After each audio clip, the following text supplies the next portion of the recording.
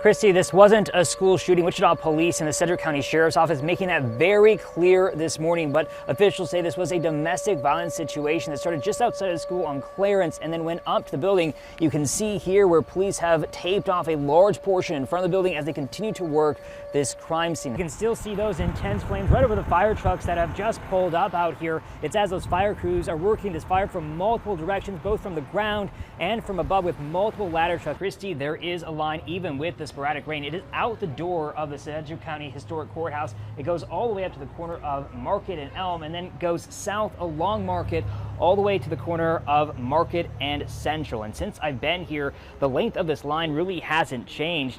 Rachel, right now I am on the west side, toward the west side of Union Station, and you can still see the police presence. We're still watching some people leaving from that rally. Here at this rest stop along I-135, some of those truck drivers have been camped out since last night because of these nasty conditions, just now getting back on the road. A portion of Main Street remains closed off, but at the center of where this explosion and fire happened, little is left. It's not just the men's team that is creating excitement here on campus. The K-State women's basketball team is also competing in the NIT tomorrow with a game against Washington, but of course tonight the focus is on the men, as you can see behind me here. The majority of them, 101, will take effect July 1. Right off the bat, the Kansas Commerce Secretary can start the negotiations to entice a professional sports team, the Chiefs and Royals namely, to move here to Kansas and managing specialty meds. This industry has come under scrutiny by the Federal Trade Commission. The FTC's reports show that PBMs profit at the expense of patients and independent pharmacies with their ability to control drug access and prices. The top three account for 80%. After carefully cataloging everything that's been found here, the next step will come over the next few months as everything is analyzed to see how it fits into the Bloody Bender's story. The device sends out a message to drivers in a close vicinity through navigation apps like Waze or Apple Maps, or through the infotainment screen. In some places, it's also legal to bet on how long it takes to sing the national anthem to the results of the pregame coin toss, to the color of Gatorade that the winning head coach will be drenched in. But here's the thing for Kansas sports bettors, you're out of luck, as these prompts aren't available on Kansas sportsbooks. What John is hoping to do with this Facebook group is to capitalize on everyday people working to solve these cases by identifying these porch pirates and getting some justice. Give us a piece of joy, Father, that my son had in him.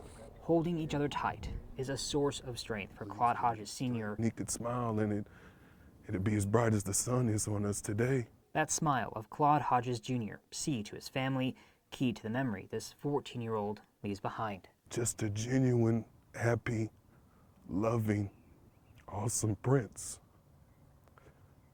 He was everything that you would want in a son. A son and a prince, Claude Sr. says, was destined for greatness. What kid tells their dad that they're gonna buy a plot of land and we're gonna build houses on it, Dad, and so I can take care of you? Sunday afternoon, Claude Sr. went to meet and pick up his son from his ex-wife, Kylie Hodges, but they never showed.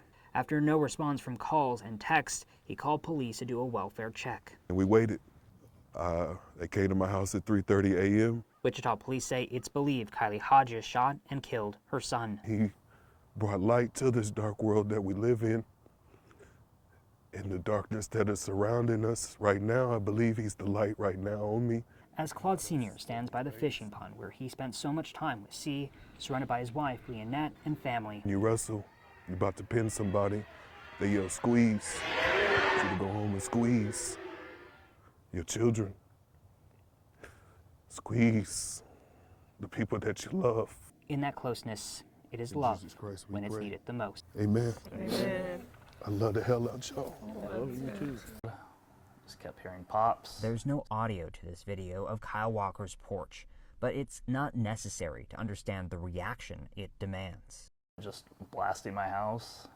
All I knew was loud noises and hit the deck. Friday night, nearly 20 bullets fired by a stranger, leaving holes in the living room and bedroom where Kyle and his dog Hound were sleeping. There's a few bullet holes right above my bed. There's bullet holes in my blankets.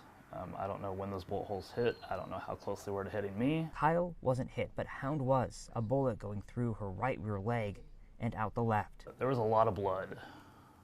a lot of blood. Wichita police say this is one of multiple shootings and assaults connected to a 33-year-old suspect Friday night, including shooting and killing a man in Prospect Park and shooting at 3 other people on North Broadway before the man was shot and injured by police. This was a rampage. Good girl. A day and a half later, Kyle has one priority: caring for Hound. She's a very happy dog.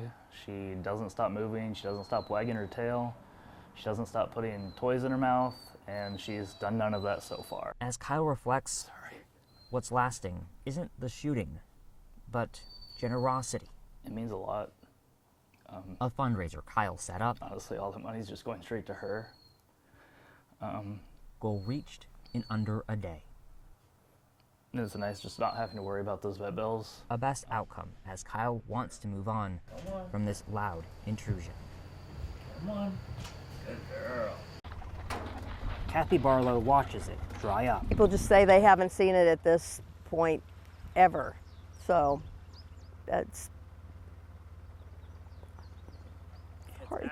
Yeah, it's bad. She lives south of Chautauqua on a small farm with a few horses, and a pond in the pasture demonstrates it all. Come up to the trees typically.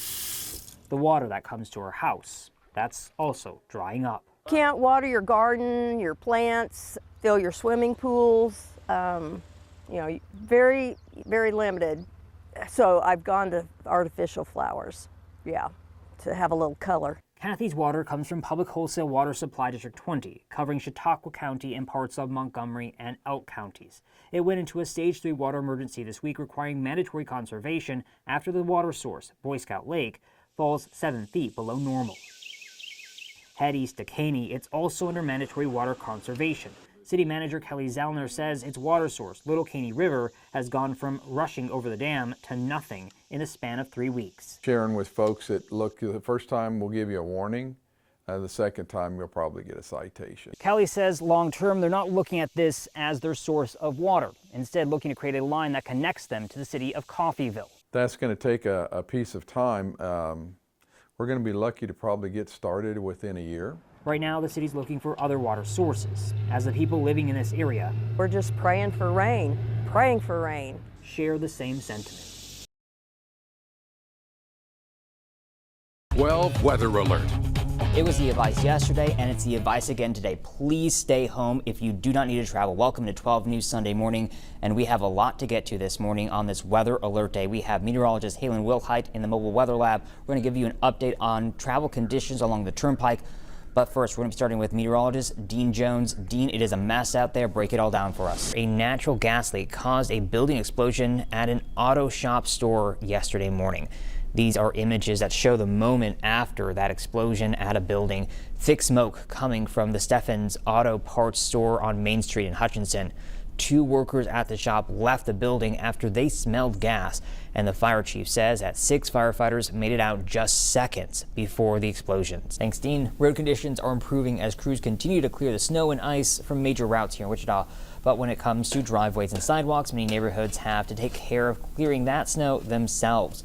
With school canceled yesterday, we spoke with a mother and son who say that allowed them to tag team the snow shoveling duties. Beginning our day with some breaking news updates, starting with the Friday night crash that left 3 people dead. That crash happened around 7:30 on K96 near 13th Street. According to Kansas Highway Patrol crash log, 48-year-old Amanda Fleming was driving the wrong way in the westbound lanes of K96 when she collided head-on with a car, causing it to spin and hit another vehicle. Fleming, as well as the occupants of the second vehicle, 31-year-old Randall Hendrickson and 11-year-old Eli Hendrickson, died at the scene of that crash. According to the crash logs, the occupants of the third vehicle received minor injuries. We spoke with a witness Friday night about what she saw following the crash. We're continuing coverage of a developing story that was breaking Friday. A family picking up the pieces after their home was damaged by a car that drove right into the house in the middle of the night. Now we're learning from police that the driver was a 19-year-old man who just moments prior suffered gunshot wounds, dying soon after. Keenan Penn met with the family to hear what they had to say. Also, students from the American Institute of Mechatronic Engineering showing off robots they created, which also destroyed the pumpkins. This seems very fun. I know. It's always a good way to use up your Halloween pumpkins, just to use them for science. Yeah, exactly. Like, what do you do with them after Halloween? I know some people just kind of leave them out there. Others throw them away, or I don't know. Compost I guess maybe too. Yeah. Smash them. I guess. I mean, yeah, that'd be kind of fun. A good way to entertain kids as well. Yes, and but probably not a great day to do that today. Yeah, especially here in Wichita. Yeah, you get a little